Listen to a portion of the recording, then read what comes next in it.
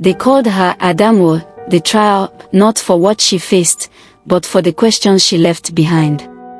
On the southern edge of Lagos, where wide highways give way to muddy roads and broken streetlights blink like tired eyes, something waited between the living world and the spirit world. Chidinma was a feature writer for Night Whispers, always chasing strange stories. When 3 rescue volunteers went missing after crossing the old Idaro Bridge at midnight, she sensed her next big article. The bridge was long abandoned, it's still rusting and its wooden planks rotting, but local daredevils still crossed it for thrills. One humid April night, Chidinma parked her car at the bridge's entrance. Her phone's flashlight shook in her hand. Strangely, the battery still read 100% even after hours of use. Cicadas buzzed loudly, and distant thunder rumbled. She shivered and stepped onto the creaking planks. Halfway across, she spotted a small tin box wedged between 2 beams. Its lid was scratched with the name Biodun.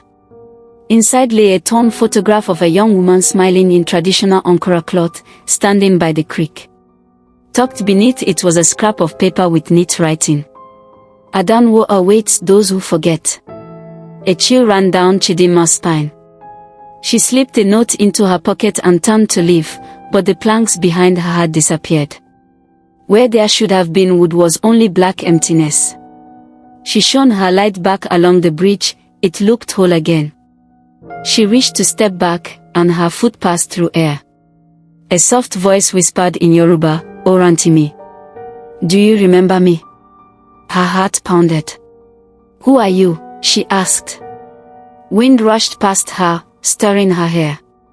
In the darkness, she heard a quiet laugh, childlike, but cruel. Desperate, she grabbed the railing. It held fast. Gathering every ounce of courage, she jumped. Her body crashed through the boards and tumbled onto the muddy riverbank below. She lay there, soaked and bruised, but alive. Above her, the bridge groaned, as if angry to let her go. Shaking, Chidinma saw the tin box at her feet. She didn't open it. Her wrist was cut, she tasted blood, warm and metallic. Looking up, she thought she saw a pale figure drifting along the bridge, a woman with empty eyes and wisps of fog for hair. Then she was gone. Chidinma wrote her article under the headline, "The Mourning Bridge, Ghost or Guardian." She blamed her fall on tiredness and left out the whisper. But at night, her dreams replayed the photo and that haunting question.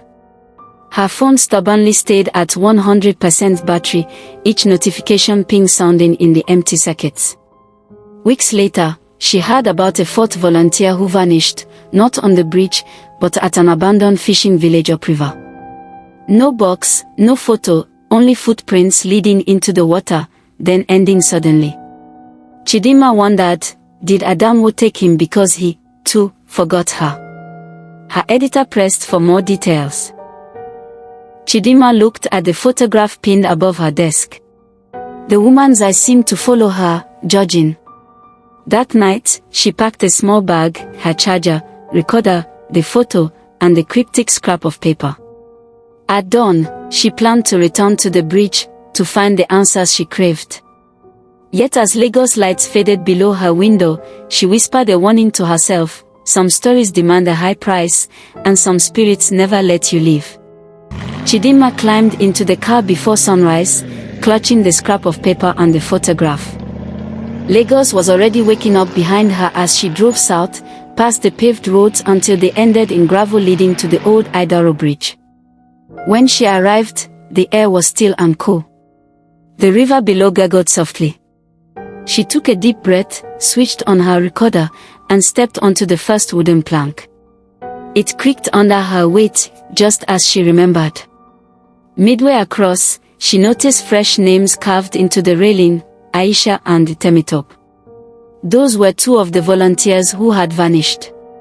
A chill ran through her. She took a photo, then kept moving. The morning felt much colder here. Her breath showed in the air even though it was warm elsewhere. She reached the spot where the tin box had been, now gone.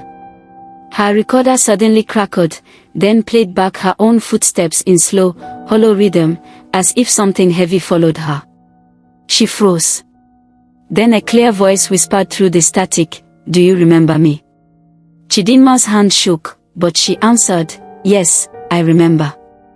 The bridge seemed to shiver.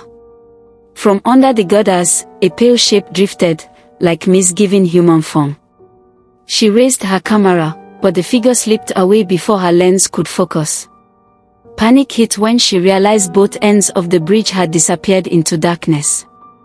No way forward, no way back. The boards behind her vanished one by one. She pressed herself against the railing and dropped onto the narrow metal beam alongside the planks, gripping it tightly. Below, the river was a hungry blur. The voice whispered again, "Let me try again." A loose plank snapped under her foot. Chidinma screamed as she lost her grip. For a final moment, she saw the bridge dissolve into shadows, and heard the voice, soft and urgent. "If you truly remember, you will find your way home."